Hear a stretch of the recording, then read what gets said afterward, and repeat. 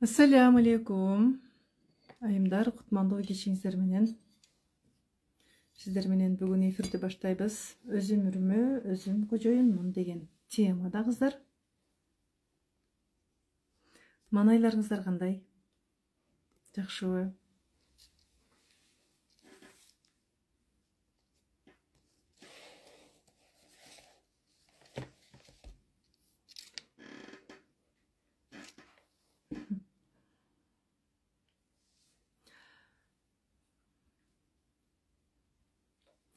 Эркектердин баракчасынан кирген айымдар, өзүңүздөрдүн баракчаңыздар менен кириңиздер, эркектердин баракчаларын көрсөк жүрөбүз.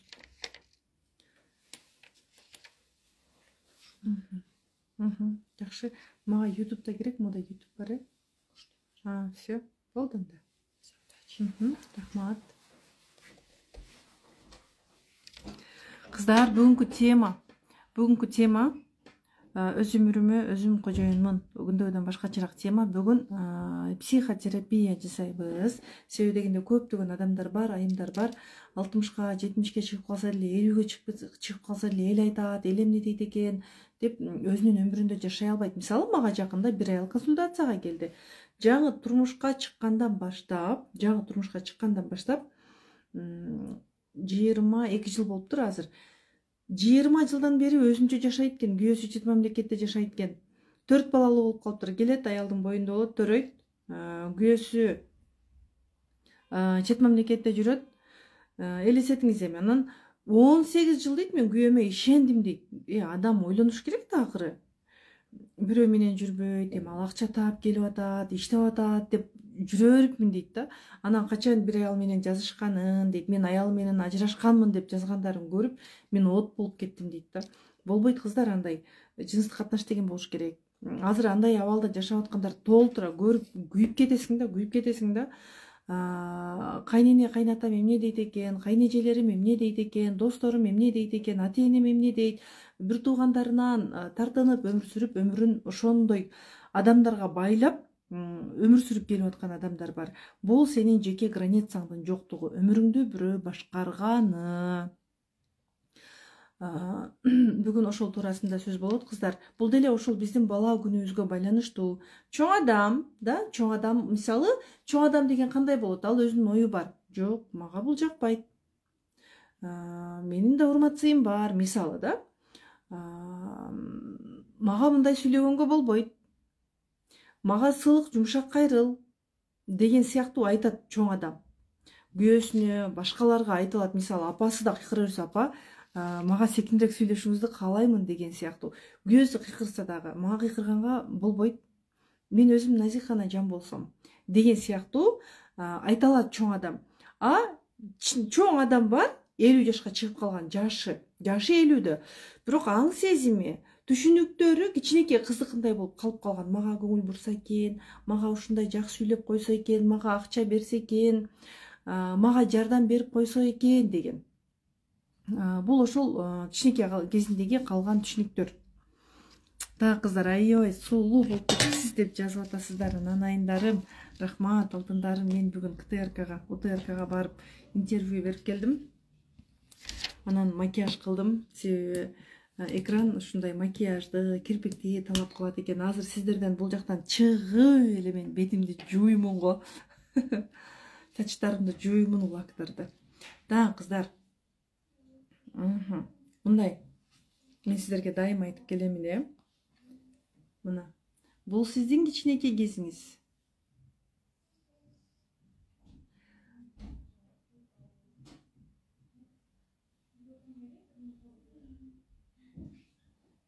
Түйүлдүк кезиңизден 18 жашка чейинки курагыңыз.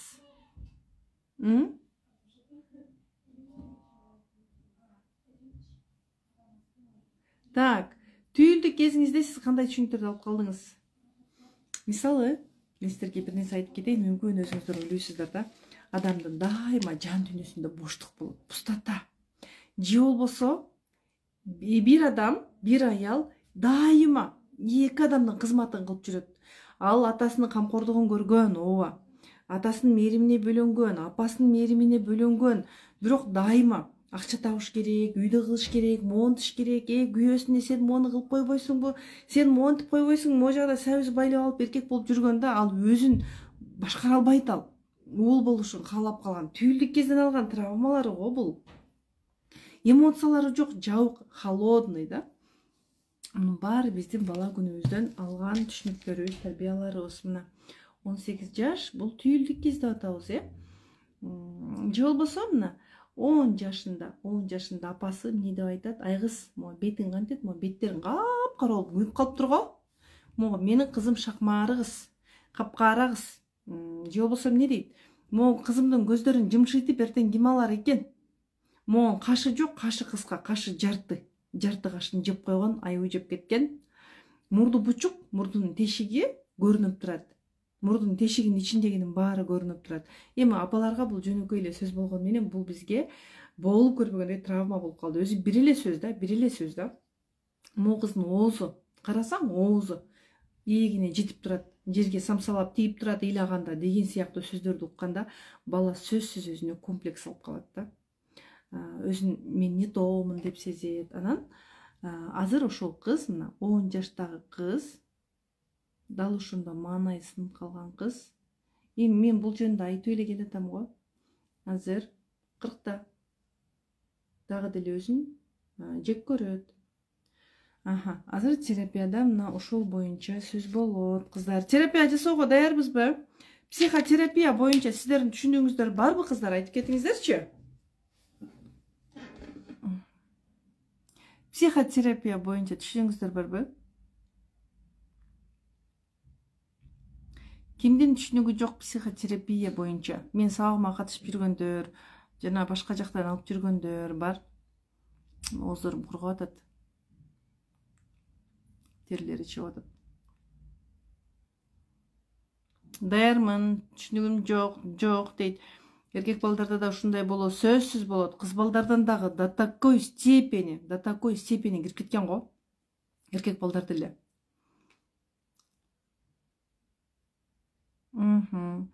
Түшүнүгүм бар, жок деп атасыздар. Кыздар, мындай да. Биздин денебиз негативдерди өтө күчтүү сактайт. Булчуңдарыбыз, компьютер, мээбиз. Мына кыздар, адамдар көбүнчө бүкүрөйүп калышат, же дайыма жаман көрүп жүрүшөт.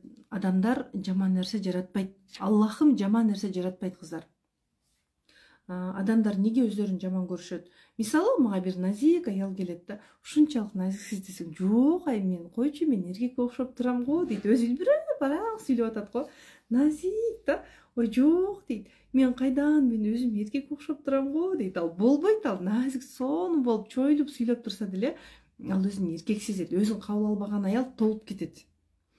Семирип кетет. Арыктай албайт андай аялдар. Өзүн кабыл алып, өзүн жакшы көргөндөн кийин анын денесинде опустошение болот. Андай адамдар, мисалы, өзүн кабыл албай, мен эркекке окшогонмун, мен сулуу эмесмин деген адамдар, мисалы да, атасы менен мамилеси начар эмес, начар болушу мүмкүн. Атасы менен мамилеси начар кыздарда дагы ашыкча салмак толуп кетүү, семирип кетүү көп. Өзүн кабыл албаган кыздар жаш болсо деле семирип кеткен. Бирок көлөмү чоң болсо деле толук өздөрү. Бирок көрүнүшү кичинекей кыздай. Бизге бир аял келди 25 жашта. 25 жашта турмуш курганына 5 жыл болгон, 2 баласы бар. Бирок өзү бир 15 жаштагыдай көрүнөт. Бою кичинекей, толо. Бирок 15 жаштагы кыздай көрүнөт. Эмоциялары, сүйлөгөндөрү дал ошол абалда калып кеткен. Ал күйөөсү менен да отношенияда дал ошондой мамиле курат. Мына сиздин бир таарынчыңызды эстеңизчи. Бир адамга таарынасыз да. Интим гимнастика боюнча терапиянын аягында айтып берейин, Мисалы, бир адамга таарынчыңызды эстеп көрүңүзчү. Кимге? Мүмкүн бир тууганыңыз, мүмкүн апаңыз, атаңыз, кайнежеңиз, кайнатаңыз, кесиптешиңиз. Айтып бир адам.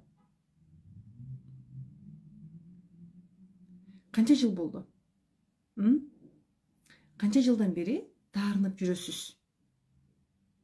Же канча жылдан бери өзүңүздү кабыл албай, мен жаманмын деп ойлоп жүрөсүз? Жооп бергилечи кыздар, атайын эфирге кирдиңер го. Жолдошум дейт. Жолдошуңуз менен ким окшош? Апаңыздын эмоциялары окшошпу? атаңыздын эмоциялары окшошпу? Ким окшош? Чоң эңиңиз, кичинекейиңизде сизге аралашкан адамдар. Эжеме дейт, мен баарын эле таарына берем. Ал түйүлдүк кезден баарына таарына берүү, бул түйүлдүк кезден алган психотравма. Сиз муну түшүнөсүз, травмаңызды эмдейсиз, ишенесизби? Эч ким сизди тартынбай калат. Подружкама дейт, канча жыл болду?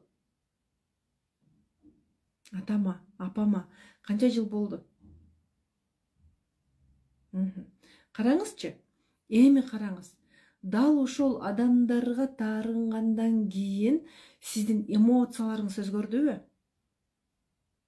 Көзүңүздөн нуру кетип, бүкүрөйүп, курсактарыңыз чыгып, буттарыңыз бир аз тайтайып,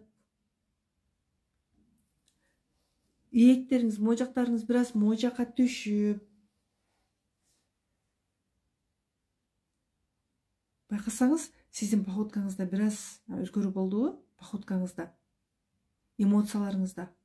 Байкаңызчы, өзүңүздү байкаңыз, шашпай. Сүйлөгөндөрүңүздө, мүмкүн сиз сүйлөгөн тонуңузду жоготуп салдыңыз. Ооба деп жазып атасыздар. Ооба деп жазып атасыздар, кыздар. Ооба, бул физиологиялык жактан дагы болот. Анан сиздерде уже киста деген оору пайда болуп калдыбы? Киста, миома деген оорулар пайда болуп калдыбы? Аденомиоз. Больницага барсаңыз, лечение албай эле кой, жүрө бер. Кийин айыгып каласың, же болбосо бул эч нерсе болбойт, сага тийишпейт. Миомаңды текшертип тур деп айтты. Байкасаңыз, караңыз, сиз ошол таарынычты таажы кылып башыңызга кийип алып көтөрүп жүрөсүз. Таажы кылып башыңызга оор кылып кийип алганда сиз бүкүрөйүп калдыңыз. Анткени адамда обида болгондо дем алуу системасы бузулуп, дем алуу система бузулганда адамдын походкасы бузулат. Киста, миома бул обида да. Зоб пайда болуп калат. Зоб көбүнчө текебердиктен мен туура кылдым, ал туура эмес кылып койду, бул мындай кылып койду деген. Адам кадимкидей холодный болуп калат, мындай муздак болуп калат. Күлсө дагы жан дүйнөсү менен күлө албайт. Каткырып монтип күлө берет, деп элге маска менен өмүр сүрөт. Ал сыртта, бирок анын жан дүйнөсү менен жыргап күлө албайт. Ал жашоодон рахат ала албайт. Кыздар, мына ооба, киста, миома бар, ооба, бүкүрөйүп калгам, мынтип калгам, антип калгам, тартынам, өзүмө ишенбейм. Толтура жазып атабыз, кыздар, Зоб бар деп жазып атабыз. Вот, кыздар. Демек, бул таарынычтар сизди бактылуу кылган жок. Мунун баары сизге бала күндөн калган. Канча жылдан бери деп мен сурадым сизде. Бирөөңүздөр күйөөмө деп жазсаңыздар. Күйөөңүзгө деген таарыныч келип эле бала күнгө барып да калат. Эми биз чоң адамбыз. Чоң адам ал өз өмүрүн сүрөт.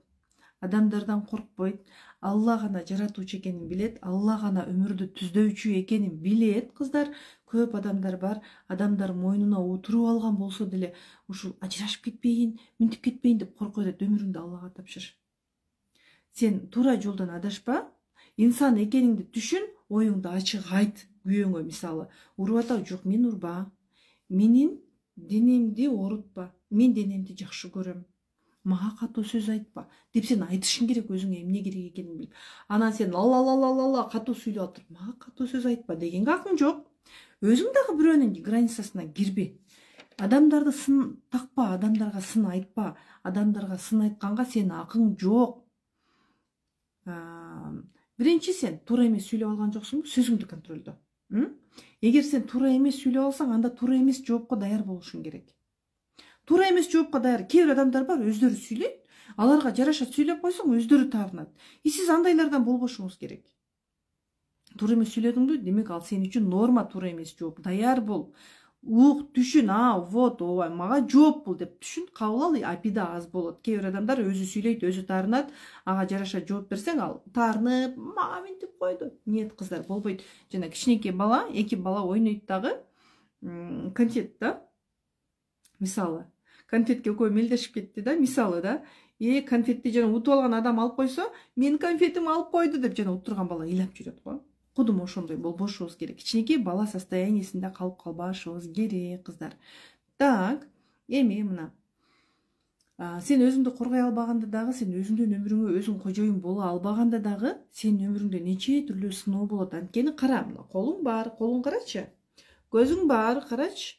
Кашың бар, мурдуң бар, оозуң бар, тишиң бар, чачың бар. Дагы сен өзүңдүн өмүрүңдү Аллага тапшырбай, сен неге адамдарга тапшырасың? Неге сенин өмүрүңдү башкалар башкарыш керек? Болгону сен да алардын өмүрүн башкарууга тырышпа. Бирөөнүгө сын айтпай, могу кашын мындай кылып боюп алыптыр, могу чачын минтип алыптыр, ишиң болбосун, айланып кетейин. Ал өзү билет. Могу минтип жүрө берет, монча жака акчасын коротуп салды, зарплата алды дагы мондай жака иштетип салды. Иш алба сен. Ишиң болбосун сенин. Анын өмүрүн Алла түздөйт. Сен айтканды деле ал баары бир өзүнүкүн кылат, алтындарым. Так, сен бирөөгө сын айтпа, демек, границасына кирбей, ал кандай кийет өзү билет, үйүн кандай жаат өзү билет, идишин кандай жууйт өзү билет. Сен киришпе, алтыным. Сенден сураса, айт. Сурабаса, тийишпе. Сен балдарыңа дуа кыл, өзүңдүн билимдериңди ал, өзүңдүн жашооңду өмүр сүр, ошол учурда сен башка адамдарга сен өзүңдүн оюңду айта аласың. Коркпойсуң, ошондо адамдарды жоготуп алуудан коркпойсуң. Баарын Аллага тапшырасың, Алладан сурайсың. Болду, Кудай өзү кандай кылып беришти, өзү билет, алтындарым. Вот, кыздар. Эми андан соң биз проработка жасоо аркылуу өзүбүздү жакшы көрүп, терапияны кайра жакшы көрүп, терапияны кайра жасап жеңилдейбиз. Так, кыздар, бүгүнкү эфир жагып атабы сиздерге. Эфирдин башталганына так 20 мүнөт убакыт болуп калыптыр. Азыр терапиялык сабакты баштайбыз. Кыздар, мен терапиядан өзүмдүн эң сонун алган жыйынтыгымды айтайынбы? Адамдар ар түрдүү да. Адамдар ар түрдүү. Сен ыйлап, жыгылып, чалынып, кыйналып турганда сени бирөө көп кетти деши мүмкүн. Дал менин өзүмдүн өмүрүмдө ошондой болгон. Сыналып, жашоодон сынып, чарасыз калып, ыйлап, жыгылып, бир сыналып калдым да жашоодон. Бала чакам кошо ыйлайт, үйдө күлө албай калдык, ишенсеңиздер. Анан эшикке чыга албайм, бирок ошол күнү чыгышка туура келди да. Айла жок. Эшикке чыкпай койдум го анда. Очкини тагып, как будто мен очки таксам башка адамдар көрбөй калат да. Анан бир адам болуп барып келдик экөөбүз. Анан ал мага айтат: сиз көпкөндөй көрүнүп атасыз, сизди баланча дагы көп калган окшойт деп айтты дейт. Мен өзүм өлөйүн деп жүрөм. Араң сүдүрөлүп жүрөм. Жан дүйнөм өлүк сыяктуу болуп жүрөт да. Ушундай кыйналып жүрөм да.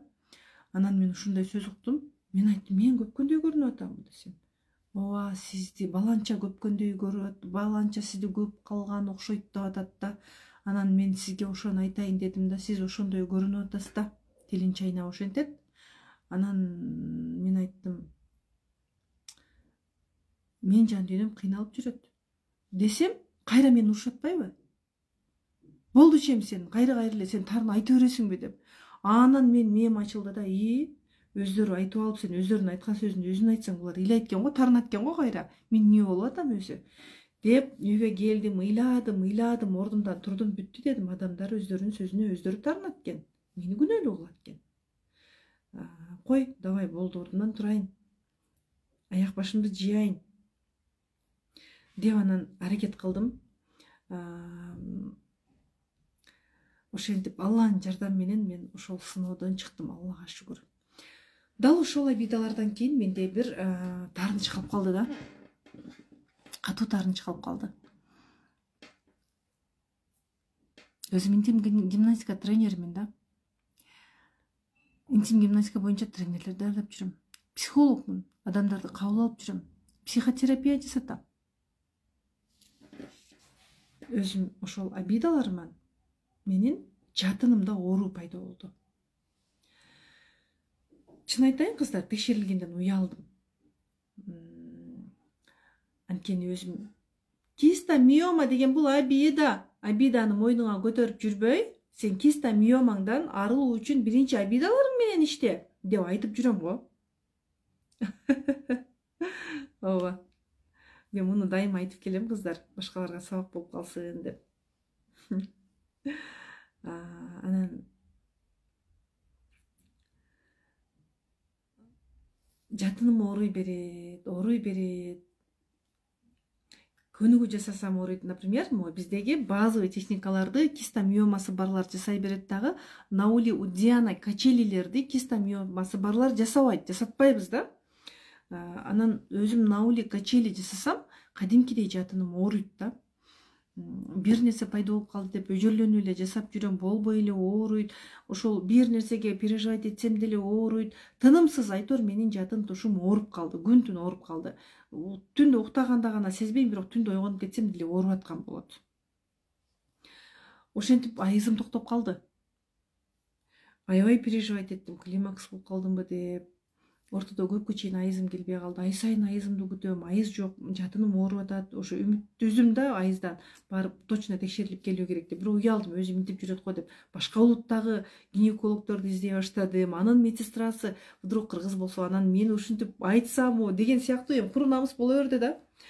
Анан ошол күндөр как раз бир психологум менен, мен атайын бул жака жасайм деп ойлободум, бирок атайын психологум менен мен проработкадан өттүм, терапиядан өттүм. Азыр сиздерге мен ошондой психотерапия беремин да, кудум. Эми жатын ооруларына арналган эмес, атайын азыр психотерапия сиздерге бүгүн башкачараак тема дагы. Анан эмнегедир боль ушул жакта болду, жатын жакта болду. Психотерапияда денең ооруйт кыздар. Көкүрөк тушуңуздар оорушу мүмкүн. Кыздар, азыр психотерапия жасайбыз. Жөн гана отурасыз, сиздин менин эч жериңизди кармабайм, эч нерсе жебейсиз, ичпейсиз, бирок көкүрөк тушуңуз оорушу мүмкүн, далыңыз оорлошу мүмкүн, оң сол тарап буттарыңыз оорушу мүмкүн, шишик сыяктуу шишигендей, чоңоюп кеткендей болушу мүмкүн, оор болуп, алсыз болушу мүмкүн, дем жетпей калышы мүмкүн, башыңыз, көзүңүз оорушу мүмкүн. Ар кимдин дене блоктору деген бар. Глазной блок, горловой блок, диафрагмальный блок, брюшной блок деген бар, тазовый блок деген бар. Айтор ошол таарынычтарды, обидаларды дене сактап калат. Мисалы, мээбиз менен азыр сиз мени угуп атасыз да, сиз баарын эстеп кала албайсыз. Ушундай экен го деп угуп атасыз. Бирок сиз ажаатканага барганда уккандарыңызды эсиңизден чыгарып коесуз, унутуп каласыз да. Ал эми катуу стрессти, катуу депрессияны биздин дене сактап калат, булчуңдарыбыз. Адам стресске түшкөндө, аял стресске түшкөндө эстроген гормону бузулат, көбөйүп кетет же азайып кетет. Анан эстроген гормону азайганда биринчи эле жатын алсыз болуп калат. Алдыңкы булчуңдар алсыз болуп калат, алсыз, топуракка суу жетпей аткандай. Дал ошол жериң барып слабый болот биринчи. Күн чакчайы ысып кетсе, дарактын тамыры куурайт, өсүмдүктүн тамыры куурайт да, мисалы туурабы, тоо таш эмес, өсүп турган нерсе, жерге көрүп берип турган нерсе. Типа ошол сыяктуу биздин жатыныбыз, аялга көрүп берип турган жатындын функциясы бузула баштайт, стресс, депрессия болгондо. Мен ошол 15 мүнөттүк терапиядан кийин мен баягы боль жок да, жеңил болуп калдым. Анан мындай больду тыңшайм, карайм да, жок, боль жок. Тамактанып отуруп деле ооруй берчү. Тамактанып, андан кийин чай ичтим, карасам боль жок. Көнүгүү жасадым, баягы боль жок. Ошентип 7-10 күндөн кийин айызым келген. Анан бир 5-6 жолу жасадым, ошол терапияны толук жанагы боль жок болуп кетти, стабильно келе баштады айызым. Вот, кыздар, бизге келген аялдардын жыйынтыктарын айтып өтөйүн. Азыр психотерапия жасайбыз дебедимби? Бизге келген аялдар, мисалы, рактан айыгып кеткендер бар. Көнүгүү жасабай туруп эле психотерапияларды жасап, сабактарды угуп жүрүп, кистомиома, аденомиозунан, эндометриозунан арылгандар бар. Балалуу болгондор бар. Сабактарды угуп отуруп эле арыктагандар бар. Айтор зобтору кеткендер бар, эрозиялары кеткендер бар. Кадимкидей климакстан кийин айыз көрүп калгандар бар. Айтор адамдын денесиндеги негативдер кеткенден кийин адамга жаңы нерсе кире баштайт. Негативге денең катып калган да. Денең негативге толуп калган. Ал жыл өткөн сайын ката берет. бир күнү ал оору болуп өсүп чыгат. Сахарный диабет, эң биринчи кистомиома, зоб, сахарный диабет, эң биринчи аялда ушул оорулар пайда болот. Жүрөк системасы бузулат, нерв системасы бузулат, даже кээ бир аялдар панический атака болуп калат. Аябай травмалары көп адамдар, обидалары көп адамдар панический атака. Панический атака менен жүргөндөр да аябай көп экен азыр. Обидасы менен көп жүргөндөр бүкүрөйүп калат деп айтып өттүм. Бүкүрөйгөн аялдардын тиштери, алдыңкы арткы тиштери жылып кетиши мүмкүн. Көзүнөн нур өчүп калат, чачынын өңү бузулат, чачы мындай мутный болуп калат. Айтор, эгер психологиялык жактан адам жабыркаса, сөзсүз физиологиялык деңгээлде адамда жабыркоо болот. Барсаңыздар, мисалы гинекологдорго бир ооруларыңыздар менен бардыңыздар, же сахарный диабет, же жүрөк оорулары менен барсаңыздар, лечение алып тур деши мүмкүн, же эч нерсе болбой, жөн эле текшерилип тур деши мүмкүн кыздар. Бул демек психосоматика. Демек дарыны ичип коюп эле жүрө бербей, жан деңгээлинде өсөбүз. Жан деңгээлинде. Да кыздар, азыр мен айта кетейин, мына барыңыздар жазып атасыздар. Могу эрозия болгондо кайсы гимнастиканы жасоо керек, киста болгондо кайсыл гимнастиканы жасоо керек деп атасыздар. Кыздар, психотерапия деп айтайын. Психотерапия. Дагы мен айтайын, мен таарыныч. Мен жөн эле установкамды тапканда мен таарынычтан арылганмын. Мен таарына өйрөтүлөм. Көрсө түйүлдүк кезден калган экен менде. Менден чоң бир тууган агам болгон экен. Мен апамдын боюнда жаңы бүткөн кезде апамдын ошол менден чоң байкебиз этот көз тийип чачып калат, көз тийип каза болуп калат. Тайнем айтат, байкебиз ооруп атканда айтат, бул балага көз тийди десе, апа кайдагыны айтпаңызчы деп апам больницага алып барабы. Апам атам экөө больницага алып барганда врачтар көрүп эле уже врачтарга жеткенде бала каза болуп калат да. Менден чоң байкебиз 3-4 ай, 4 айлык или 6 айлык кези каза болуп калат. Врачтар көрүп эле көз тийди дейт. Көздүн изи түшүп калган экен артына. Анан апам ыйлайт, өзүн күнөөлөйт, таарынат, неге жанагы көзү бар кишини алып келесиң деп атама таарынат, өзүнө таарынат, мен апама да кыйын болуп кеттимби, неге кыргызчылык кыла койбодум деп. Айтор өзүн күнөөлөйт. Менде чувство вины всегда чувство вины, өзүмдү күнөөлөп, мен не то кылып койдум деген нерсе менде азыр да болуп кетет. Адамдар өздөрү сүйлөп мага, өздөрүнө жараша жооп айтсаң, таарынса дагы мен өзүмдү күнөөлөйм кээде. Анан түшүнүп калам, что ушул деп. Анан менде жеңилдөө пайда болот.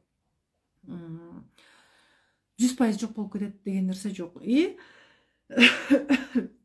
Дайыма могу жеримде бир пустой нерсе турчу да менде. Могу жеримде бир пустой нерсе. Мынакей могу жерде бирөө жазып атат. Эрозия кистадан курска катышып эле аяктым дейт. Мына могу жерде пустой нерсе турчу. Көрсө мени уул күткөн экен ата-энем. Анткени менден чоң уул каза болуп калган. Эң чоң эжем, андан кийин мен да азыр экөөбүздүн ортобузда бир кыз бир уул болгон. Анан ушул уулдун ордун басып калса экен деп мени уул күткөн. Менде эркектик энергия күчтүү да, мен аялдар назик көрүнүшөт, кээ бир аялдар, бирок эркектик энергиясы күчтүү. Мындай тигини кыла берсем, муну кылып жиберсем деген сыяктуу, мындай жөндөмү күчтүү андай адамдарда дегендей. Анан мен да оңой менен отура алган адам эмесмин да. Так. Иштегим келет, акча тапкым келет дегендей. Мен ал жактан өзүмдү баса албаймын да. Уул болсун деген сезимди мен түшүнгөндөн кийин эле, осознанно түшүнгөндөн кийин эле могу жеримдеги баягы оор пустой нерсе жок болуп кетти. Ал терапиядан чыкты. Тоже терапияда түшүндүм мен. Эстеп көрүңүзчү, сиздин мүмкүн уул болсун деген сезимдер. Вот уже подсознание мага көрсөтүп берди да. Так. Анан дагы таарынчактык деп атпадымбы? Ошол түйүлдүк кезден алган травмам экен. Муну дагы мен түшүнгөндөн кийин бул нерсе жок болуп кетти. Таарынбайм азыр, мени эч ким таарынта албайт. Айланып кетейин, эч кимге таарынбайм. Алам тегиз. Болгон акырын ооруларына коюп коем. Мамилени үзүп коюшум мүмкүн, сүйлөшпөй коюшум мүмкүн, азыраак сүйлөшүп калышым мүмкүн. Болгону эми адамдарды сен өзгөртө албайсың да. Бирок таарынып, ыйлап, сен ментиң, антиң дей бербейм. Так, кыздар. Бүгүн эми бизде про тарифинде 28 психотерапия бар. Алып салгым келди, 1,5 кыскартып коеюн десем, чындап эле аялдарга керек болот. Интенсивде 11 психотерапия бар, продо 28 психотерапия бар. Азыр арасынан сиздерге бирөөнү берем. Ар бир сабак сиздерге керек. Кыздар, эгерде сиздер мени мурда көрбөгөн болсоңуздар, мени тааныбайт элеңиздер азыр. Мен болуп көрбөгөндөй өзгөрдүм. Алла Таала мага ушундай мүмкүнчүлүк берип койду да. Улам өзүмдүн үстүмдөн иштей бердим, каза бердим өзүмдү. Кудай мага билимдеримди сиңимдүү кыла берди да. Алла Таала берген билимдер мага көп пайдасын берди. Илгери мен самооценкасы түшкөн, корккон, адамдардан тартынган, классташтарынан деле тартына берген кыз болсом, азыр мен эч кимден коркпойм. Эгерде бир бала күндөн калган бир сезимдерим келип кетсе, анда мен түшүнөмүн. Вот мына бул нерседен деген сыяктуу. Да, кыздар, кийин деле пайда болушу мүмкүн таарынычтар, бирок мунун баары келип бала күнгө. Мисалы, кээ бир адамдар текебер, башка адамдарды кабыл албайт. Күйөөм мындай, күйөөм иш кылбайт, менин атам кыйын жумуш кылчу, менин атам деген жайдары, менин күйөөм ушундай. Дагы мисалы, менин балам мындай, мисалы, күйөөсүнө окшогон баласын кабыл албайт. Бул туугандарына окшоп калган, бул мындай, бул деген булар тартып калган деген сыяктуу. Дагы кандай? Кээ бир адамдар бар, ата энесинен сепарация болбогон адамдар, аны абдан мактаган. Мына 5 бир туугансыз, 5 бир туугандын сиз эң чоңусуз да, эң чоңусуз дейли.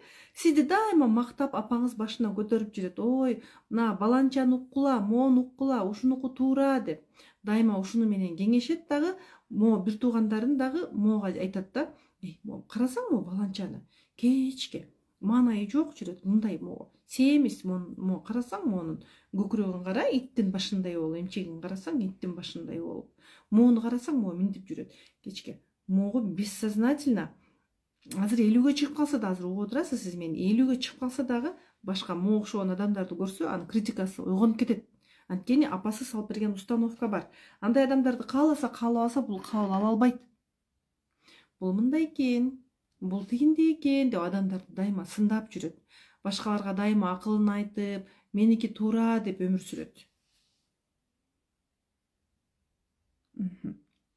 Демек, сиз дагы өзүңүздү уктуңуз, эндометриоз, аденомиоз булардын бардыгы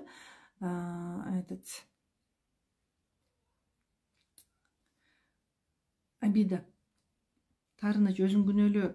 Мисалы, азыр эле жазып атпайсыздар, мен эжеме таарынам деп аябай көп айтып атасыздар, Ошол эжеңизди апаңыз идеал туткан. Ушундан сура, ушунуку туура, сен эмне ушундай болбойсуң, бул деген мыкты деген сыяктуу. Эжеңиз дайыма сизге азыр сайылып турат. Өзүнүн акылын тыгып турат да.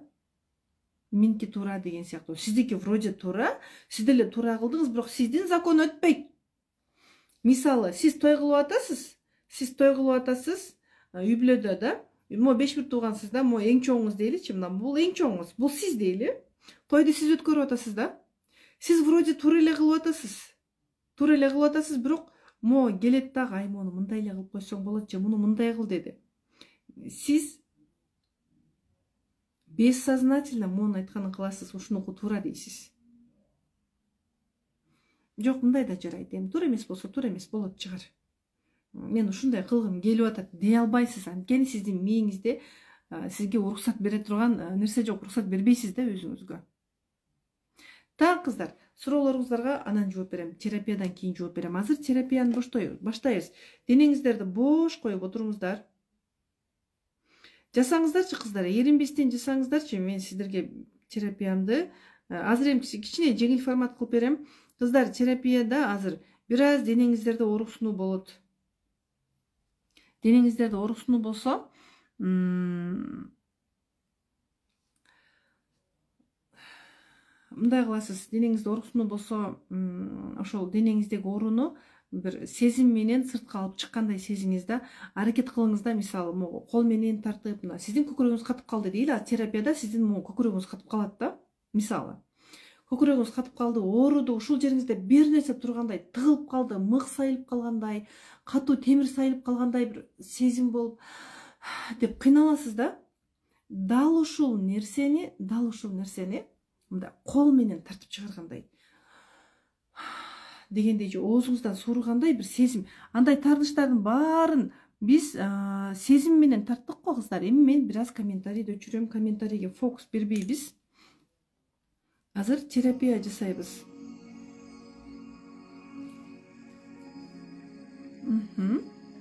Денеңиз бош, тынч бөлмөгө жайгашыңыз, бир азга өзүңүзгө убакыт бериңиз. 15-20 мүнөт деген бат эле өтүп кетет. 15-20 мүнөткө убакыт бериңиз. Терапиянын темасы мен өз өмүрүмө өзүм кожоюнмун.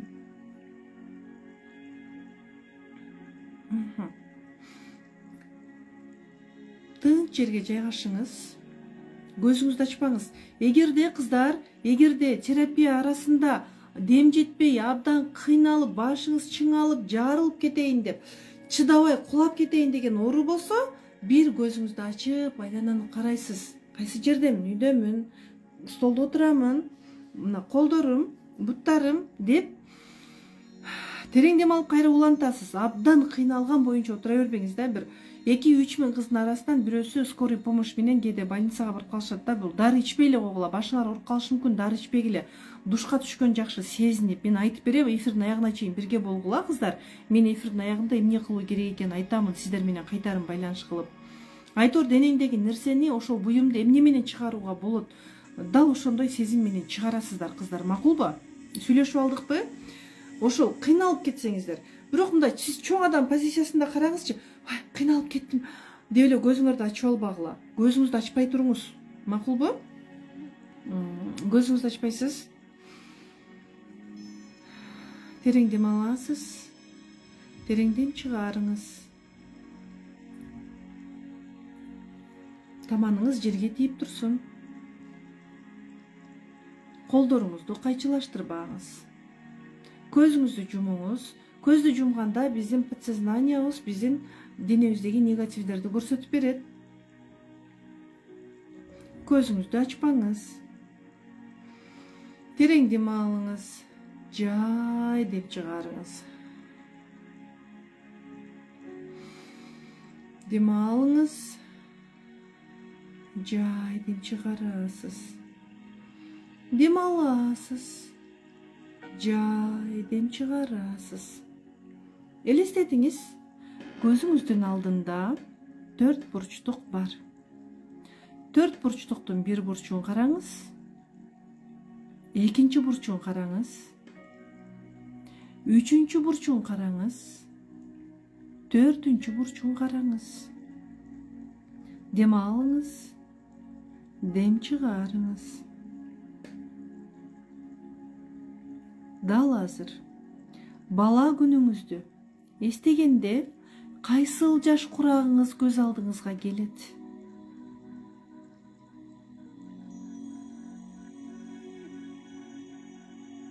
Жакын барыңыз. Кыздын көздөрүн караңыз. Маңдайынан сылаңыз. Дал ушул өзүңүздүн кичинекейиңиздеги кезиңизди эстедиңиз. Дал ошол кызды карап, жаным, сага эмне керек? Эмнеге маанайыңсыз? Эмнеге сен өзүңдү керексиз сезесиң? Сага ким көңүл бурса бактылуу болосуң деп сураңыз. Эгер денеңиздер кысылса, терең дем алып, дем чыгарып отуруңуздар. Дал азыр көз алдыңызда апаңыз, атаңыз келди. Караңыз, апаңыздын кайсыл жаш курагы, атаңыздын кайсыл жаш курагы.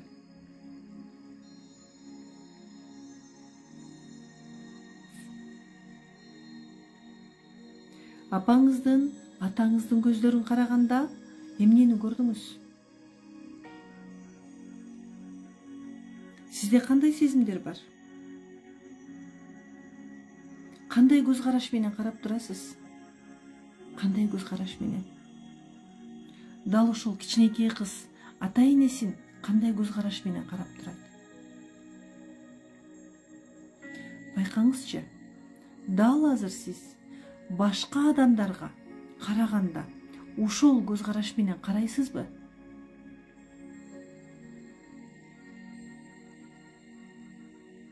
Дал ошол сезим, көз караш азыр сизде барбы? Эстеңизчи, апаңыздан корккон, ата энеңиздин урушканынан корккон, же мага көңүл бурса экен деп ыйлап отуруп калган кездериңиз, сарайларда, тоолордо, талааларда ыйлап жүргөн кездериңиз, атаңызды, апаңызды күткөн кездериңиз.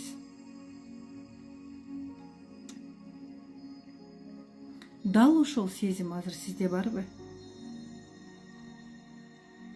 Жан дүйнөңүздү тыңшаңызчы.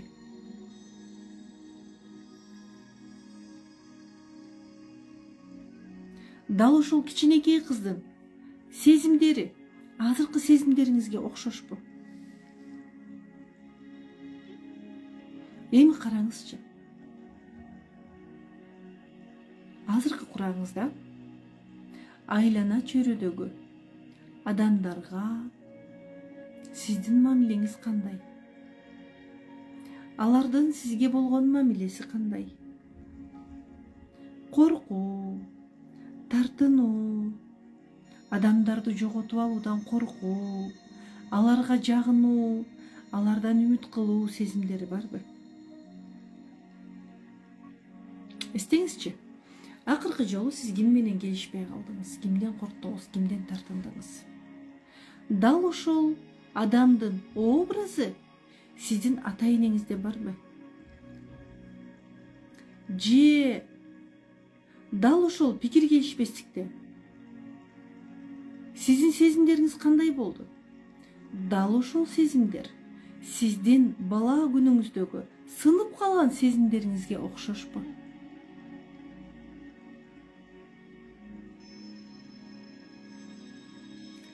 Байкаңызчы, ошол кичинекей кызда, сиз элестетип турган кичинекей кызда тартынуу, коркуу, актануу сезимдери барбы?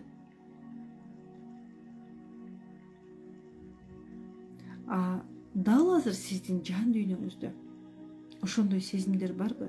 Актанып кетесизби? Далилдеп кетесизби?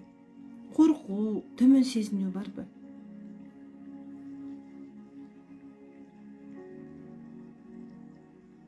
Терең дем алыңыз, терең дем чыгарыңыз. Апаңыздын алдында ыңгайсыз болгон, корккон, ызаланган, оюңузду айта албай калган сезимдер болду беле бала күнүңүздө? Дал азыр сизде ошондой сезимдер барбы? Дем алыңыз, дем чыгарасыз. Дем аласыз, дем чыгарасыз. Азыр апаңызга айтыңыз, атаңызга айтыңыз. Кимисине айткыңыз келет, бирөөсүнө айтыңыз. Апа, ата. Терең дем алыңыз, терең дем чыгарыңыз, көзүңүздү ачпаңыз. Катуу кыйналсаңыз көзүңүздү ачып, айлананы карап, кайра көзүңүздү жумуп улантыңыз, же көзүңүздү ачпаңыз. Терең дем алыңыз, терең дем чыгарыңыз. Дал ошол кичинекей кыздын ата апасына айтып атканын элестетиңиз. Апа, ата, бүткүл ааламды мен мага берген бааңыз менен карадым.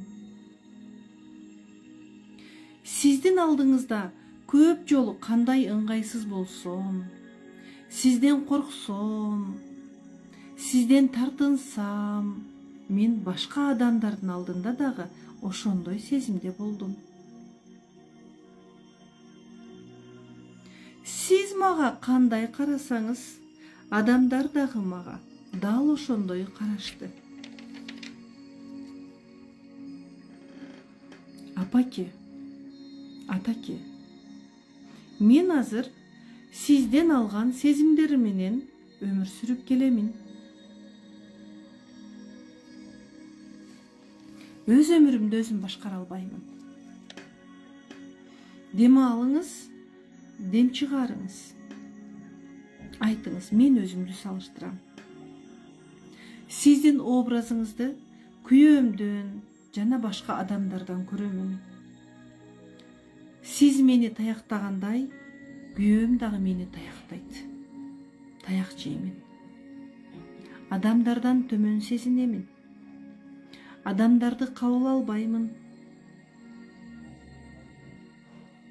Терең дем алыңыз, терең дем чыгарыңыз. Терең дем алып, дем чыгарыңыз. Менин өмүрүмдү башка адамдар башкарып келишти. Ооба, мен тартынчаак, коркок болгон үчүн, өзүмө ишенбегеним үчүн менин өмүрүмдү башкалар башкарышты.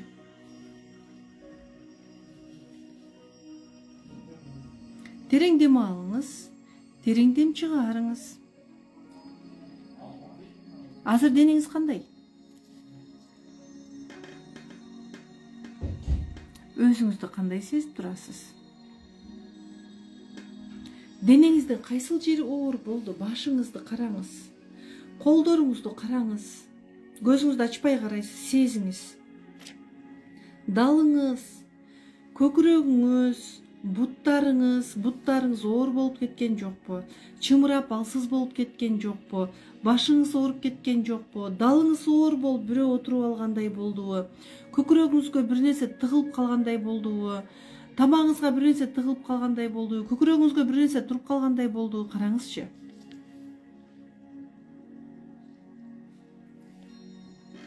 Айтыңыз, апа, ата. Сизден алган сезимдерим баардыгы менин денемде турат.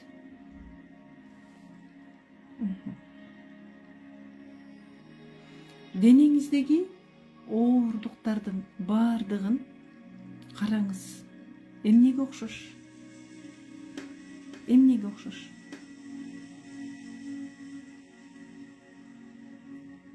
Караңызчы, ал эмнеге окшош? Дал ошол оорукту караңыз. Таарынычпы, ачуубу, ызаабы, өзүн күнөөлөөбү, төмөн сезинүүбү? Дал азыр ошол таарынычты элестетиңиз, тоголоктоңуз, ичиңизде тоголок шарик болуп калган сезиңиз. Эми караңыз, дал ошол шарик азыр сиздин колуңузда турат. Колуңузда турат. Элестетиңиз. Кимге бердиңиз? Апаңызга же атаңызга? Бериңиз. Терең дем алыңыз, терең дем чыгарыңыз. Айтыңыз, ата, апа, мен азыр чоң адаммын. Мен өз өмүрүмө өзүм кожоюнмун. Мен бүгүндөн баштап баардык чечимдеримди өзүм чыгарамын.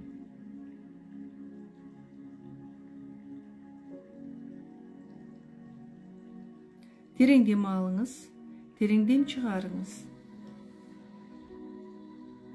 Бүгүнкү число 2024 жыл 29 январь кечки саат 9-дан 23 мүнөт өттү. Дал ушул мүнөттөн баштап мен өз өмүрүмдү башкарамын. Өмүрүмдү башкарууга эч кимге уруксаат бербеймин. Чечимдеримди өзүм чыгарамын. Элестетиңиз. Денеңизге ишеним толуп, бутуңузга нык туруп, сезим менен өз өмүрүн сүрүүгө даяр болгон чоң адамды элестетиңиз. Ата энеңизди караңыз. Ата, апа, мен өз өмүрүмдү сүрөмүн, мага батаңарды бергиле деңиз.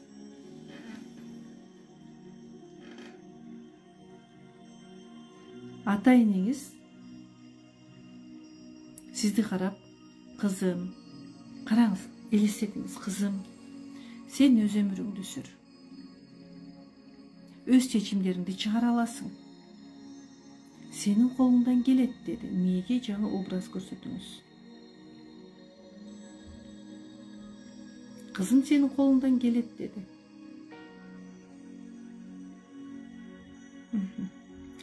Эми айланаңыздагы бардык адамдарды элестетиңиз. Сиздин жеке чек-араңызга кирген, сиздин маанайыңызды түшүргөн адамдарды элестетиңиз.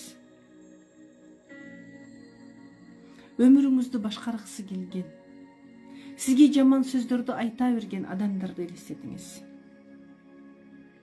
Бардыгын карап туруп, мен бүгүн башкамын. Менин ойлорум башка, менин сезимдерим башка. Мен силерге өмүрүмдү башкарууга уруксат бербеймин.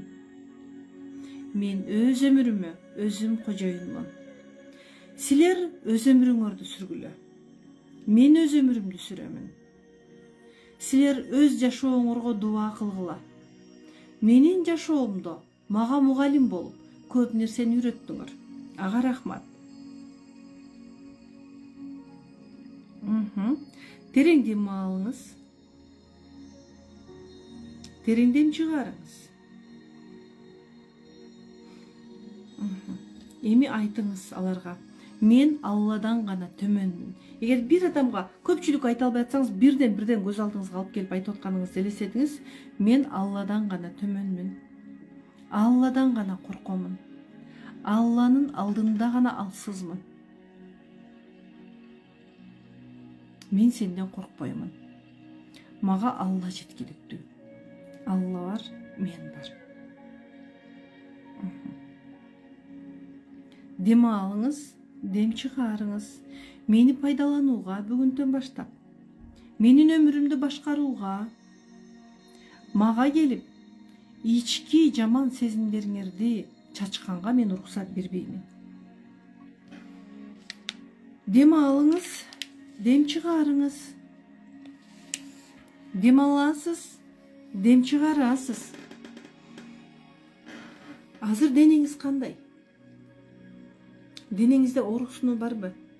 Башыңыз, далыңыз, көкүрөгүңүз, кайсыл жериңиз ооруп турса, дал ошол жердеги ооруну элестетиңиз. Тартып чыгарганыңызды элестетиңиз. Терең дем аласыз, терең дем чыгарасыз. Терең дем аласыз, терең дем чыгарасыз. Элестетиңизчи, эгер денеңиз толук бошобой атса, анда элестетиңиз, башыңыздан ылдый шаркыратма түшүп келатканын элестетиңиз. Башыңыздан ылдый шаркыратма келди. Шаркыратма сиздин денеңиздеги бүткүл ооруктардын бардыгын жууп баратат.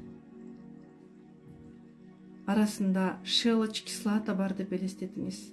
Денеңиздеги ооруктардын бардыгын жууңуз. Шаркыратма менен тазалаңыз. Аягына чыгабыз, кыздар. Көкүрөгүңдөгү туруп калган нерсе деп атасыздар. Көкүрөктөгү нерсени тартып чыгарабыз. Дем алып, дем чыгарып улантабыз, кыздар. Ким токтоп калды, улантабыз. Ким токтоп калды, улантабыз. Ким көзүм жумсам талып калды. Бул күтүү, бирөөнү күткөнсүз өмүрүңүздө. Мүмкүн ата энеңиз ажырашып кетип, атаңызды же апаңызды же бир жака кеткен, же роддомго төлөгөнү кеткенде күткөнсүз күтүү.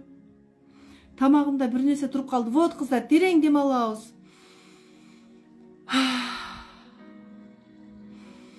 Дем алып, дем чыгарган сайын негативдердин чыгып атканын, тамагыңыздагы туруп калган нерсе чыгып атканын элестетиңиз.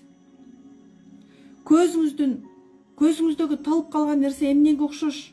Аны кимге бересиз?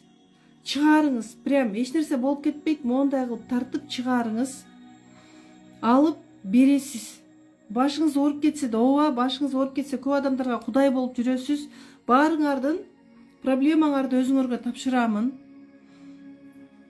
Мен өз өмүрүмдү жашаймын. Мага бул керек эмес.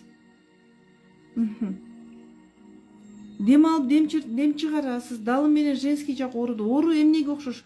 Ооруну чыгарып сыдырабыз. Прям кол менен. Мага керек эмес. Муну мен тартамын. Алып саламын. Ыйлаңыздар, өзүңүздөргө ыйлаганга уруксат бериңиздер. Мен ыйлап атамын, мен азыр кыйналып атамын.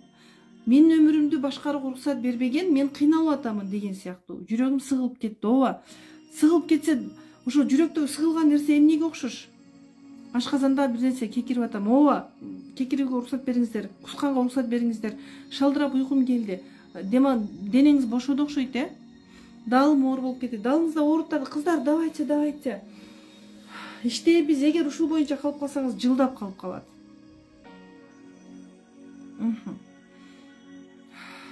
Дем аласыз, дем чыгарасыз. Башыңызда оорукту караңыз. Ошол ооруктарды бөлүп алып атканыңызды элестетиңиз. Аябай эңсип атам, жакшы болот, эстеп чыгарып салабыз. Ыйлагым эле келди. Ыйлаңыз. Дем алыңыз, ыйлап чыгат. Адамдын денесиндеги стресс, заң, зара, ый аркылуу, тер аркылуу чыгып кетет. Сол далым менен жүрөгүм апага байланыштуу.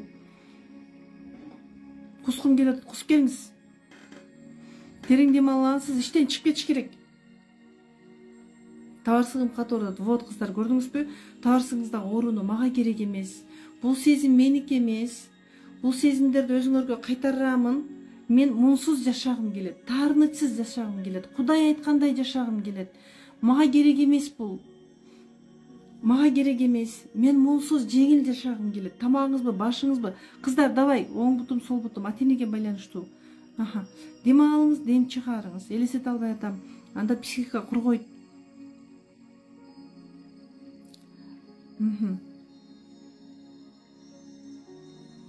Уктап калгым келди шалдырап. Ооба, уктап калыңыз, бирок мындан кийин дайыма уктай бербеңиз.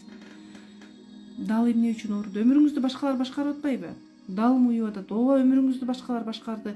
Ошол дем алсаңыз, мына, давай кыздар, көздү жумабыз, далым дегендер баардык кайсы жери болсо да дем алыңыз. Дем чыгарыңыз. Ошол денеңизде ооруп турган нерсе эмнеге окшош? Колуңуз менен кармап, сыдырып тартыңыз. Аз-аздан болсо да карап чыгарыңыз, кылдаттык менен карап чыгарыңыз.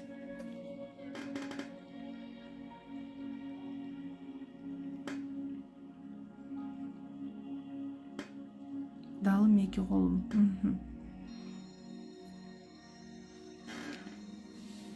Жамбашым, вот.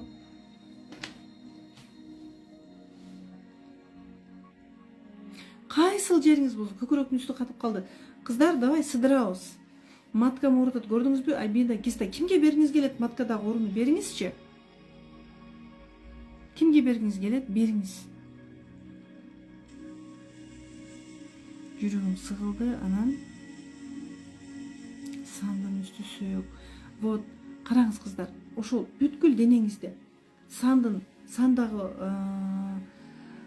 сан, жамбаш бөлүк, мүмкүн бул тазовый блок сизде, кара кош, ыйлап чыйрыксаңыз дагы, чыйрыгууну да сыдырасыз, баардык нерсени айтор. Дем алабыз, дем чыгарасыз, дем алыңыз, дем чыгарыңыз.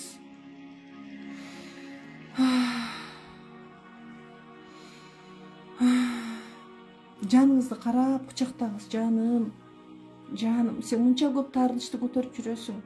Жаным ай деп жаныңызга бооруңузду ачыңыз. Мага керек эмес, сага керек эмес. Чыгаралычы деп айтыңыз жаныңызга.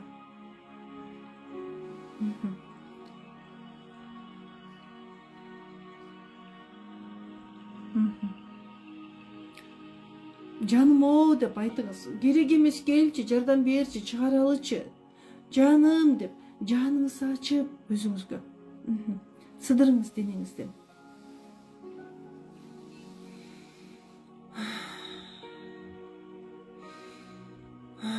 Дем алыңыз, дем чыгарыңыз. Дал ошол оору эмнеге окшош? Коюлбу, суюкпу? Эгер суюк нерсе болсо, агызып салыңыз. Мүмкүн бир тоголоктун үстүндө жидкость болуп турат. Ошол сырткы чийлик кабыгы менен сүрүп тартыңыз.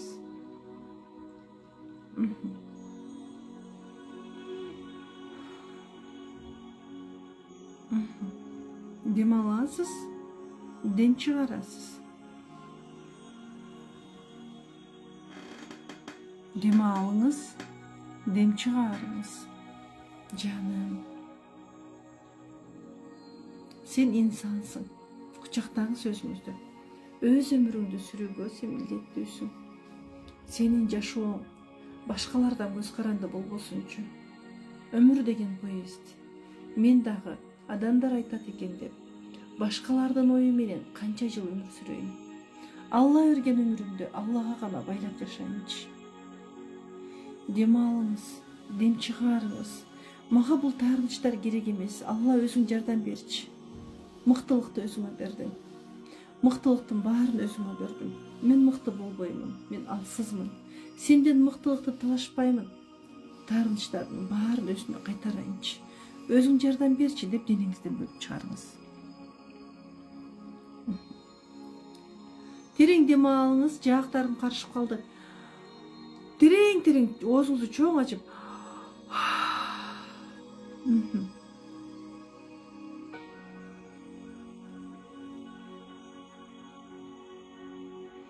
Ыйлаңыздар. Эмне кылууга уруксат, эмне кылгыңыз келсе кылыңыз. Кыздар бошодукпу? Денеңизди карап, жаным деп колдоруңузду жумшак массаж кылыңызчы, жаным. Муунуп жатам дейт, чыгарыңыз. Ичим капкара болуп калды, кантем дейт. Вот кыздар. Мына. Эстеп эле жаман болуп атам, эстей бериңиз. Ичим капкара болуп калды. Кан келди. Кайсы жака кан келди? Алдыңызда кан келди, эч нерсе эмес. Кан агып кетсе эч нерсе болбойт. Чыйрыктым дейт. Өзүмдү кучактайын десем таппай атам өзүмдү. Жаным, азыр жаныңызды азыр кучактаңызчы. Аябай узак эстеп атам, норма. Далым талды, мурдум бүтүп далым талды. Вот, ашказан катып калды. Көрдүңүздөрбү кыздар? Денем дүркүрөп кетти. Денем рекс, уйкум эле келди. Уктаңыз. Башым, кыздар, мына. Денени бош коюңуз. Терең дем аласыз. Терең дем чыгарасыз. Терең дем аласыз. Терең дем чыгарыңыз. Асмандан сизге Алла Таала бир нур жибергенин элестетиңизчи. Сиз өзүңүздү Аллага байладыңыз. Алладан гана төмөнмүн. Аллага гана муктажмын. Алла өзүң жардам берчи деңиз. Сизге бир нур түшүп атканын элестетиңиз. Нур бүткүл денеңизге толуп, денеңиздеги оордуктарды, жүрөгүңүздөгү капкара нерсени, башыңыздагы ооруну баарын нур тазалап баратат. Кыздар, элестетиңиз. Кускусу келгендер кусуп келгиле. Көздү жумуп жасайбыз. Эч нерсе элестете албагандар психика даяр эмес, коргоп атат. Көзүңүз жумулуу. Терең дем аласыз. Терең дем чыгарасыз. Терең дем аласыз. Терең дем чыгарасыз. Чачыңыздан баштап нур жаап, нурга толуп келатканын элестетиңиз. Башыңыздан баштап бүткүл таарынычтардын баардыгын тазалап келатат. Баш жагыңыз таап-таза болуп калды. Элестетиңиз. Тамак жагыңызга, моюн тарабыңызга дагы нур толду. Таап-таза болду. Бүткүл негативдер таман аркылуу жерге агып баратат. Элестетиңиз. Нур далыңызга, көкүрөгүңүзгө толду.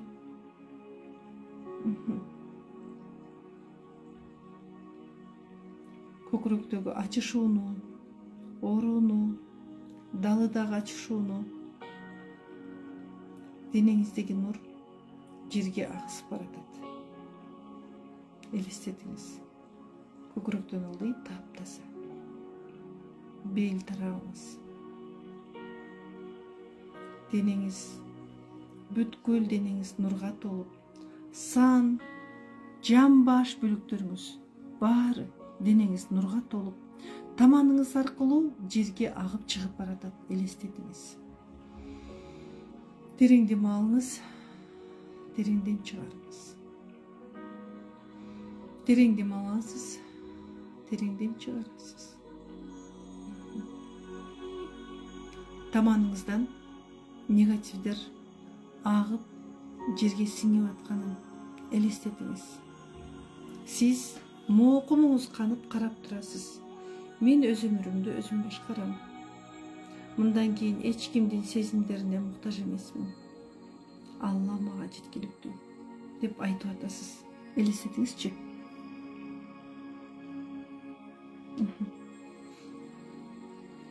Денеңиздин чымыроолору, бардык денеңиздеги жагымсыз сезимдердин бардыгы нур менен кошо чыгып кетти. Нур бүткүл денеңизге толду. Эми караңыз, денеңиз таптаза, жаңы төрөлгөн баладай, туп-тунук. Аллага карап айтыңыз: о жараткан Аллам, өзүң мага жеткиликтүүсүң. Өзүңдүн алдыңда алсызмын. Өзүңө гана таянам. Өзүңө гана ишенем. Сен берген өмүрдү татыктуу жашайынчы. Өзүң айткандай өз өмүрүмө өзүм кожоюн болуп жашайын. Күйөөм менен таттуу мамиледе жашайын. Сен айткандай аялдык ордумда болоюн. Сен айткандай назик болоюн. Сен айткандай мээримдүү болоюн. Алла Таалам, сенин алдыңда колумун, алсызмын. Мыктылыкты өзүңө берем. Терең дем алыңыз, тереңден чыгарыңыз. Көзүңүздү ачпаңыз. Денеңизден толук нурга толгонун, бошогонун эстегенде, сезгенде, денеңиз толук бош болгондо көзүңүздү ачыңыз. Секиргиң келди, секирдим деп. Балалыкта сизге тыюу салган демек секирбейсиң. Катуу бирөө сизге тыюу салып койгон го. Көзүмдү жумсам эле көзүм талып калат дейт. Күтүү, сиз катуу күтүп калган болушуңуз мүмкүн. Консультациядагы керек экен сизге. Же суроо жооптурга катышышыңыз керек. Неге деп ойлойсуз? Ким өмүрүңүздө күтүү болду беле? Зордуктоо болгон жокпу? Ата-энеңиз башка жакта жүргөндө сизге зордуктоо болбоду беле? Же зомбулукка кабылбадыңыз беле? Денем ысып сонун болуп калды. Эстеп албай атам, эстей бериңиз. Сезимдерге уруксат бергиле. Жеңилдеп бир нерсе чыгып келди. Молодцы. Ичим өткөн атат. Чыгарыңыз, чыгарып келиңиз. Ич өтөт, норма. Заң, зара аркылуу чыгып кетет. Көз тартты дейт. Сизде дагы бар ошондой сезимдер.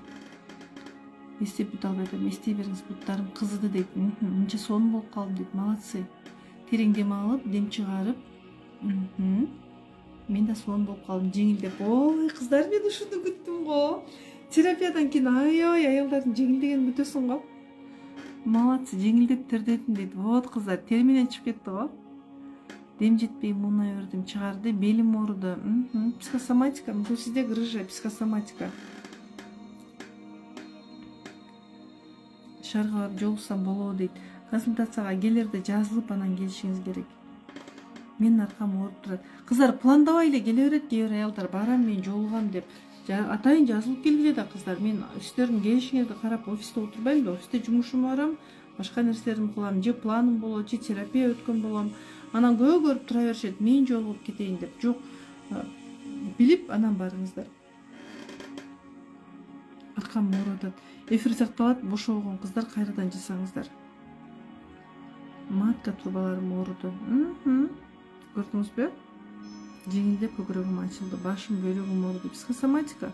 Акча жок, коркуу, страх көп болгондо бөйлөк ооруйт.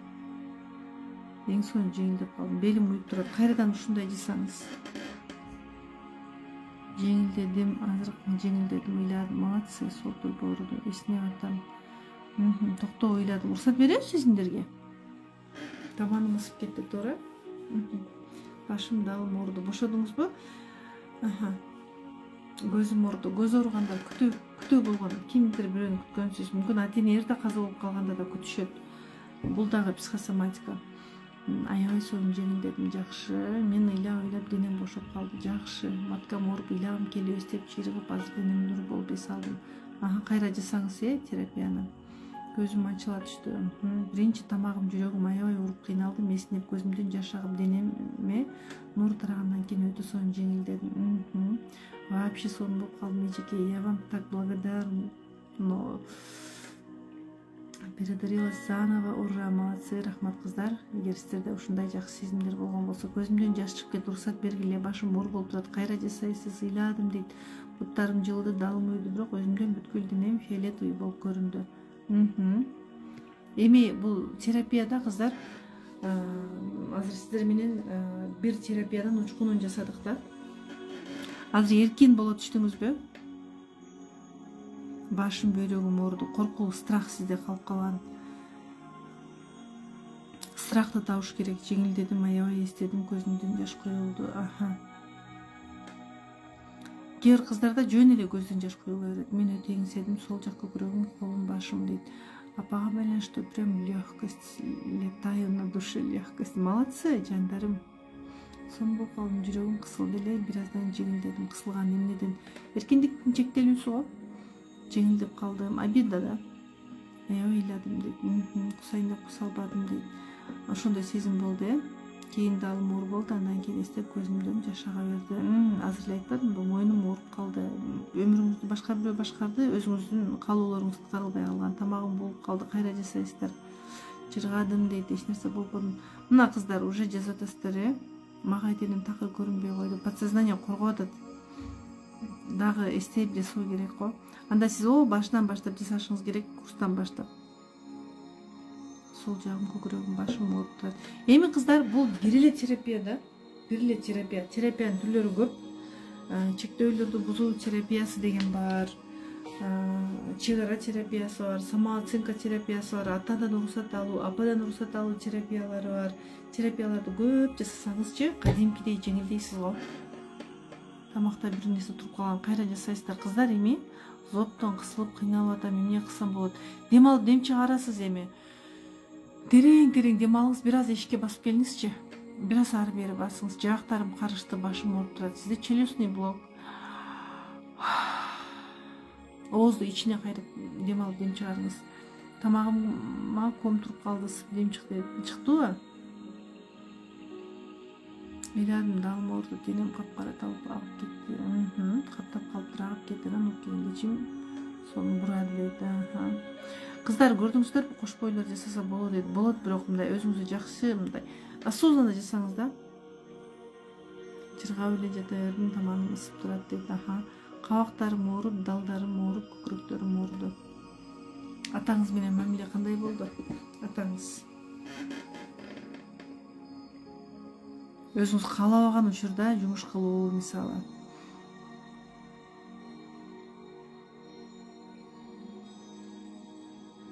Окуп атам.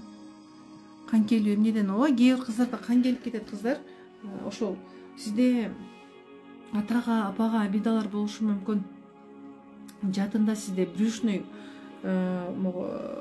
блоктор болушу мүмкүн. Тазовый блоктор болушу мүмкүн. Мындай кыздарда, андай, мисалы, кандай кыздарда кан келип кетти? Атасы таштап кеткен, апасы таштап кеткен, же капыстан боюнда болуп калат, же атасы ичкен, кыз айтор өзүн керексиз сезип калган да, керексиз сезинип калган, аябай эле обидалары көп болгон. Мындай кыздарда ошол кан келип кеткен учурлары болгон да. Коркпоңуз, ошол сиздин мүмкүн жадыныңызда бир проблемалар болгон чыгар. Коркпоңуз, эч нерсе эмес. Болду, эми кайра кийимдериңизди алмаштырып аласыз. Эч нерсе эмес. Ошол кээ бир кыздарда кан келип кетет, кан агып кетет. Кээ бир кыздардын арт жагынан кан өтүп кетет. Чоң кичине дааратка барат. Мына азыр таң калып атасыздарбы? Терапия деген кандай сезим экенин көрүп атасыздарбы? Кыздар. Кан келүү боюнча көп кыздарда мына. Кан келүү боюнча жооп бердим,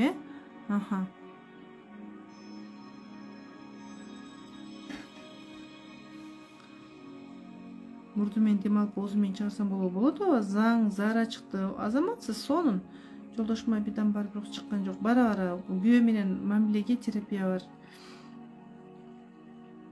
Оозум качып калды, сол бутум уктап калды, муздап жашын токтобой дейт. Сол бутуңуз уктап калды. Терең дем алып, дем чыгарып, жуунуңуз, бир барып колдоруңузга суу жүгүртүп келиңиз. Анан оозум катып калды деп атасыз. Бир аз жаактарыңызды бошотуңуз. Бир аз басып келиңиз. Эфир сакталат, эфирди жасайсыз кайрадан. Көп бир нерсе агып чыккандай болду.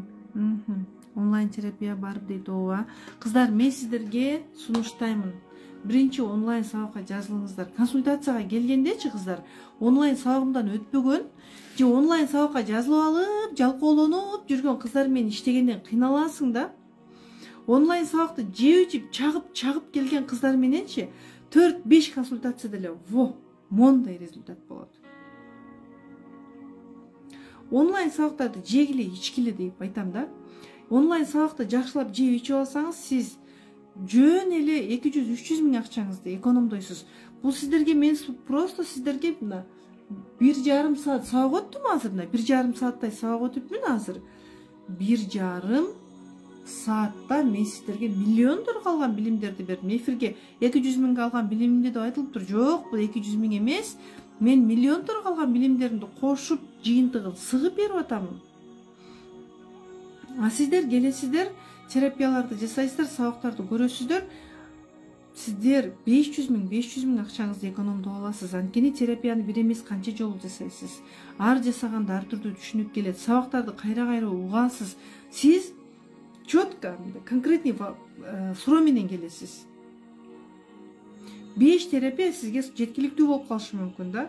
Анан сабактарды көрбөй эле, жалкоолонуп, кичинекей бала болуп келет. Андай кыздар менен узак иштешүү керек.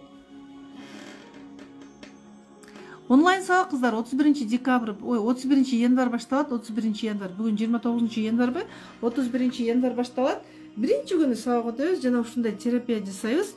Эртеси күнү интимная гимнастика берилет дагы. Андан кийин сиздер менен чогуу йога жасайбыз түз эфирде, жана интим гимнастика жасайбыз түз эфирде. Сиздер менен ички абалга диагностика деген терапия жасалат 31 январда. Андан кийин ички дефицитти толтуруу. Айтор сонун терапиялар бар. Мен өзүм сүйгөн, өзүм жакшы көргөн. Офлайнда бир гана терапия бар, бир терапия. Офлайнга келсеңиздер, бир терапия жасайбыз чогуу. Мого сиздер кыйналдым деп атасыздар го. Ушундай кыйналып турганда жаныңыздарда туруп, мен денеңиздегилерди чыгарууга жардам берем. Бем доз менен чыгара бериңиздер.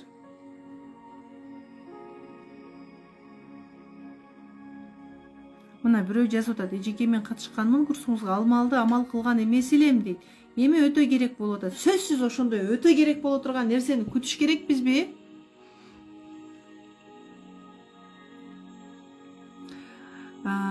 Эжеке жашоодо күйөө менен, бала менен мамиле, ата-эне менен мамиле курсуңуз качан башталат дейт. Курс 31 январь, 2 күндөн кийин башталат. Белим эле ооруду, башка жагым сонун дейт, жеңилдеп дейт. Кайра жасайсыз? Бала чагымда апам менен атамдын урушканы көз алдыма келди. Ошол подсознание жаттап калган. Атам менен ачылышып сүйлөшө албайм. Көп кыздар ачылышып сүйлөшө албайм дегендерге терапиялар бар. Уйкум келди дегендер уктагыла.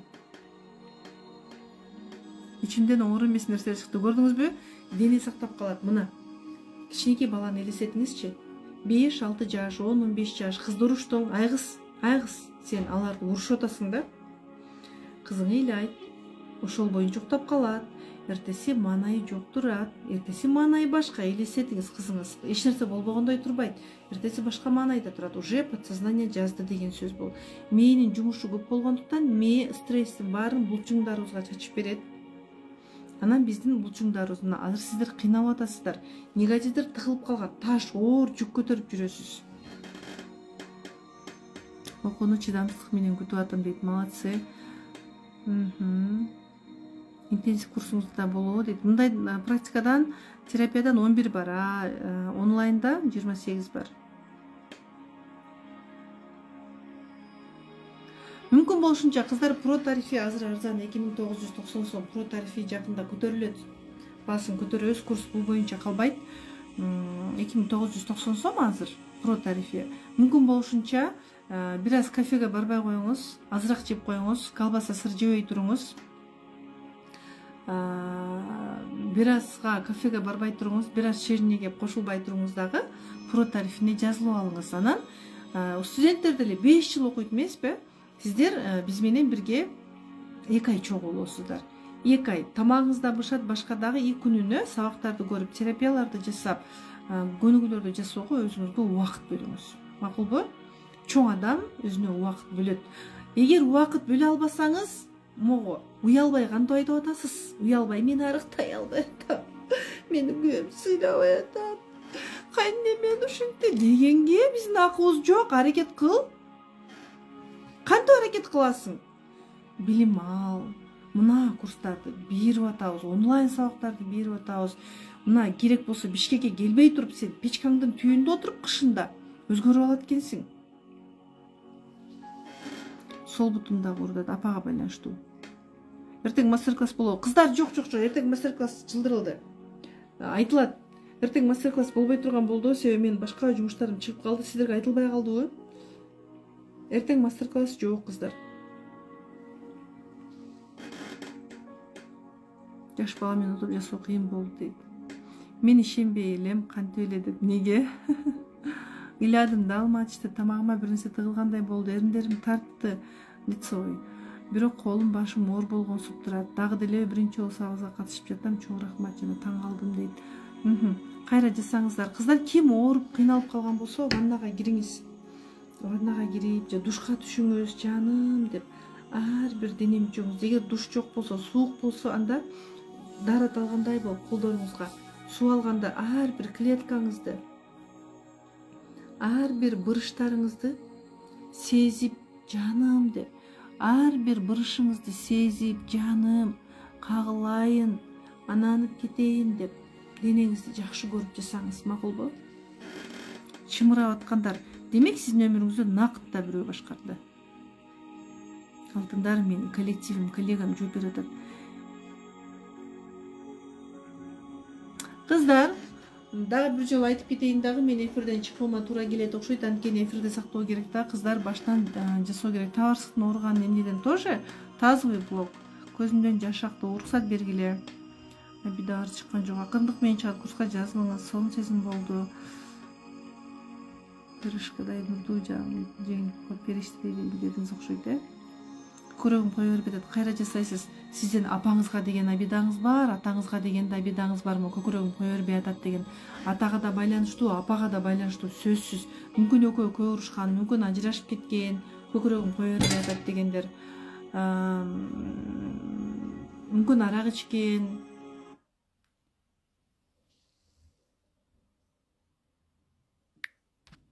Кыздар, онлайн сабакка келебизби? Кыздар, алтындарым. Биз ар бир курстун алдында эфир өтөбүз, ооба. Интим гимнастикадагы, себеби мен азыр йога үйрөндүм да. Йога берем сиздерге. Йога менен бирге интимная гимнастика берем. Мен эми мурда интим гимнастика тренери болсом, мен азыр йоганы да окудум. Эми йога менен интим гимнастиканы айкалыштырып беремин. Себеби мен дагы да денебизге дагы да жакын болуп көп нерсени үйрөндүм. Онлайндан дагы йога жасайбыз. Офлайндан дагы йога жасайбыз жана интимная гимнастика жасайбыз. Кыздар, онлайн форматка азыр орундар бар, жазылып калыңыздар. Анан офлайн формат 8 февраль башталат. Жазылам дегендер эртерээк жазылып калыңыздар. Себеби дегенде кече 24 январда башталганда батпай калып, аялдар келет. Мен барганда жазылам деп жүрө берген, келгенде уже орундар толуп калган. Биз өзүбүз абдан ыңгайсыз болдук. Сыртка жасаттык, кээ бир аялдарды абдан ыңгайсыз болдук. Мындан кийин андай сыртка жасоого биз сыртка жасабайбыз. Биз да аялдардын алдында ыңгайсыз болот экенбиз. Ичине канча аял батат, болду, ошону гана алабыз. 8 февралга жазылып калыңыздар. Ашыгы менен албайбыз. Кечегиде ошол бир кызыбыз жаза берип, бирок катталган баракчага түшүрбөй койгон экен. Ошол боюнча адамдар ашыгыраак болуп калды дагы. Биз бир аз түштөн кийинки группалардын алдында абдан ыңгайсыз болуп калдык. Бирок түшкө чейинки группаларга ашыкчасын албай сразу жапканбыз да. Түштөн кийинки группаларга деген ошол катталбай калган үчүн залга батпай калып кыйналып калдык. түшкө чейинки группага да канча аялдар кайрылышты, мени которуңузчу, пожалуйста. Каяка которосуң? Мен өзүм көтөрүп жүрбөйм да, көтөрүп жүрүп да бай кыныңды деп көрсөтүп жасап албайм да. Офис деген бар, офис чоң болсо дагы Аллага шүгүр аялдар ишеним артып келип атышат. Так кыздар, эми могу психотерапия деп атабыз го. Психотерапия ар бириңиздерге керек. Ар бирибизге. Араңыздарда менден кыйындар барсыздар. Мен айтмакчы, билгим келди кыздар. Мен интим гимнастика тренеримен, йога тренеримен, психологмун жана акушер фельдшердик кесипти артыкчылык менен аяктаганмын. Сиздердин кесиптериңиздер кандай? Ким кайсыл кесипти аркалайт?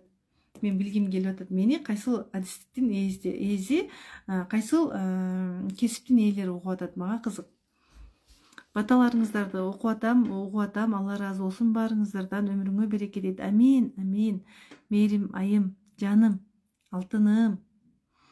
Мээрим айым, азыр дагы сабактарыбыз жаңыланды. Алтыным. Сиздерде дагы сабак сакталып турат го. Мен мээрим айым, сиз ушунчалык татынакай айым экенсиз. Караңыздарбы, кыргыздынчы татынакай айымдары өзүн курдоп жүрөт да. Мен күйөөм мынтип койду, антип койду. Эмичи мээрим айымга аял болуп мен суктандым. Разборго келди го. Аял болуп мен суктанып кеттим. Назик, татынакай, любой эркекти ээртип кое турган аял экен өзү. Өзүн баалабай жүрөт. Балалыктан калган травмаларыбыз бар. Оозум кургап суусадым. Суу ичиңиз. Консультация канча сом? Консультацияга орун жок кыздар. Bir күн набор ачылат, болду. Набор ачылган күнү толот. Ким күтүп отурган аялдар кирип кетет да. Жагым карышып калды, көкүрөгүм, тамагымда бир нерсе турат. Кайра баштан баштайсыздар. Курстар боюнча айтып өттүм. Онлайн айым сыры курсу 1490 сом, интенсив тарифи, про тарифи 2990 сом. Бирок кымбаттайт, про тарифи кымбаттайт. Баасы көтөрүлөт. Анткени миллиондук билимдер бар. Мен өзүм да жеке билим алып атам. Жөн калбайм. Мына могу жерлерде мен китептерден издейм, курстардан издейм, сертификаттардын артында китептер бар, шкафка батпай калган. Ошол билимдердин аркасында ошол мамлекеттик деңгээлдеги кичинекей сыйлыктарды алып, мен да кубанып калдым. Өзүм да бир аз мен эмгек жаратып атам дегендей. Аларды ошол билимдериңиз боюнча деп сурашат экен. Айта кетейин, көптөгөн тынымсыз билим алуунун үстүндөмүн айтор. Тынымсыз билим алуунун үстүндөмүн.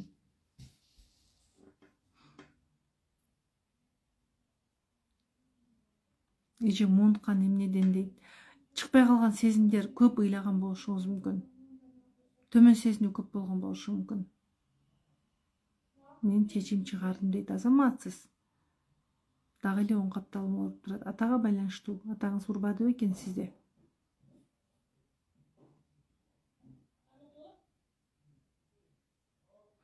Налып эле жүргөн 4 кичинекей баласы менен үйдө отурган, кайнемден корккон келин болчумун. Азыр онлайн иштеп кирешем көтөрүлдү. Ой, молодец! Сонун го, сонун. Мен скрин кылып алайынчы шуну, могу кофтамдан жакшы көрүнбөй атат да. Кандай кылып скрин кылсам экен? Сонун го.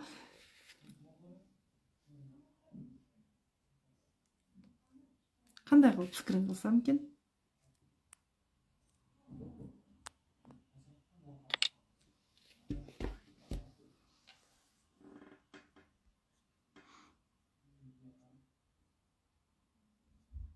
Өзү кыздар могу денеңдеги ооруктардан арылганда акчаң көбөйөт кадимкидей. Обидалардан арыласың, денеңе жакшы нерсе кыласың, Кудай сага эселеп бере берет да. Кудай эмне беришти өзү билет, биз билбейбиз. Биздин кыздар жазып атат, катышыңыздар деп жазып атышат. Рахмат алтындарым. Мен ичим эле ооруп кете берет дейт. Онлайн катышыш керек. Ооба катышасыз. Бирок ичиңиз бир жолу врачка барыңыз. Неге ооруп атат? Катталдым, чыдамсыздык менен күтөм дейт. Жакшы, чүрөк, жаннат, алтындарым. Менин коллективим мына жооп берип атышат. Офлайн сабакта өзүңүз өтөсүзбү? Атайын оштон барам курсуңузга. Алла кааласа, ооба, тренерим да бар. Өзүм көбүрөөк болууга аракет кылам. 12 урок болсо, 8-ин эч болбосо өзүм өтөмүн. Күндүз, кечкисинде болбоймун. Башым айланып, далым уюп. Сиз жакшы башында аракет кылбай койдуңуз окшойт. Экинчи жолу катышкандарга скидка барбы? Ооба, офлайнда да, онлайнда да бар. Ичимде кум бар экен. Ата апага көп таарынычтар бар. Абида аябай көп анда сизде. Өтө көп. Анус жак катуу ооруп атат дейт. Тазовый блок. Курска келсеңиз го сонун болот эле да.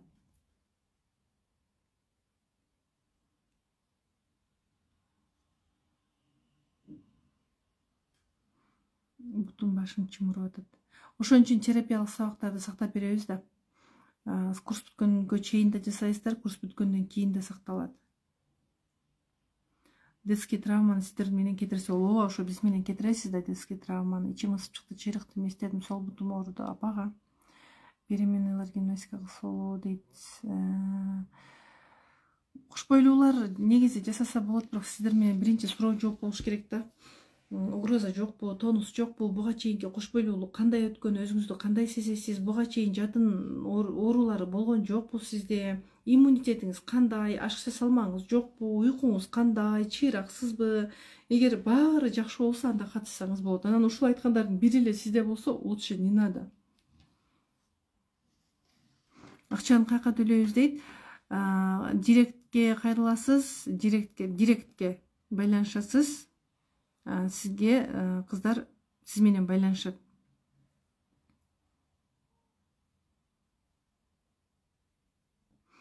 Арыктап сөйт. Ооба, арыктадым кыздар. Арыктап жыргап калбадымбы? Мен өзү сөөктүүмүн да. Анан 78 менен жүргөм. Азыр арыктадым. Экрандан чоң көрүнө бересиң да, экрандан чыксам баледе эле кичинекей болуп калам. Мен мындай чоң эмесмин. Офлайн форматка келген кыздар айтышат го, экрандан чоң көрүнөсүз, өзүңүз аябай кичинекей турбайсыз дешет го. Ан сайын мурдум көтөрүлүп сүйүнүп калам. Аялдар сулуулукту жакшы көрөбүз да. Осы бириндеги сабакка кантип байланышабыз дейт кыздар жазып атышат, алтындарым. Конкурс бар айтмакчы азыр, Оң жагым сайгылашы ооруду, төш жагым дейт. Папага, атага.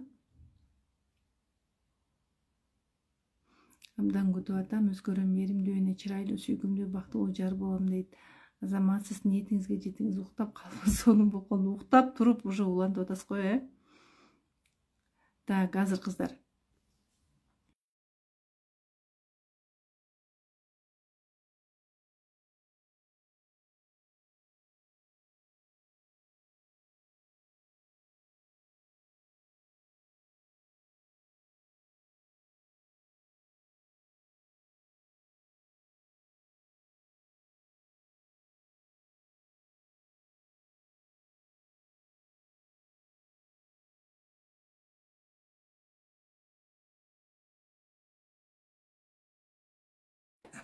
Эфирде мен киресиңби? Киребизби азыр, мындан кийин болот. Хорошо. Кыздар, оюнду кайра эфирге кирип өтөт экен. Бул эфирден чыгып анан өтөт экенбиз. Мени кучактап калайын деп жаңы келиним. Курска жазылдым, прова бир күндө канча саат убакыт бөлсөк болот. Эмичи кыздар?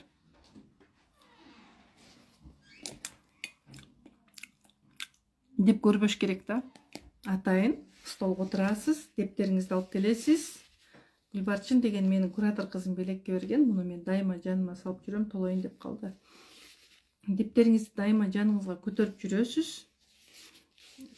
Жана атайын отурасыз, эртең менен эрте турасыз, дисциплина. Кечинде бар жогун таштап, кечинде эрте уктап, эртең менен эрте туруңуз да. Тахажжудтун убагы, намаз убагы 2:30-2ден кийин бекер коюлбайт экен да. Тоого уктаганда уктап калсак, мына азыр уктасак, биз 9-да уктасаңыз, 2-де, 2:30-да турсаңыз да, сиз эртең менен 6-га чейин сиз бар ишиңизди бүтүрүп саласыз. Плюс сабактарды конспектлеп, гимнастикаларды жасап, сонун болуп каласыз да. Болбосо эртең менен эртерээк туруңуз, кечинде эрте уктап, 2 саат убакыт бөлсөңүз, сабактарды кайра коюп, мына менде ушундай турбайбы? Мен эмне эле адамдардан төмөн сезине берем десем, менде ушундай болгон турбайбы деп. Анан гимнастика жасап, терапия жасап, 2 саат убакыт бөлүп коесуз. 2-3 ай студенттер 5 жыл убакыт бөлөт экен го, Америкага барып окуйт экен го. А сиздер үйдө отуруп окуп атпайсыздарбы? Мен кыздар азыр эфирден чыгам. Азыр оюн ойнолот. Сиздер мен оюндан чыгайынбы эфирден? Да, кыздар. Про тарифинен жана интенсив тарифинен жолукканча 8 февраль офлайндан жолукканча. Сол турбам ооруп турган дейт, сакайып калды дейт. Мен муну дагы көрдүңүздөрбү кыздар? Психосоматика да мына. Уже акысыз эле сиздер менен берилген терапиядан кийин, молодцы. Мен айым силе 48'de окугам, терапиялар болбогон болчу дейт. 48 терапиялар болсо керек эле. Же болбоду экен билбесем, унутуп калдым го. Так кыздар, мен чыктым. Апам көрүнбөй койду. Анда мамиле жакшы болгон эмес да, контактта, сиз менен мамиледе. Мындай экөөңүздөрдүн ортоңуздарда диалог болгон эмес окшойт. Давайте кыздар, көрүшкөнчө сиздер менен. Интимная гимнастика бизде, йога, баардыгын сиздерге эми мындайча айтканда бекер эле да. Сиздер үчүн канча адамдар иштейт, куратор иштейт, мен иштейм.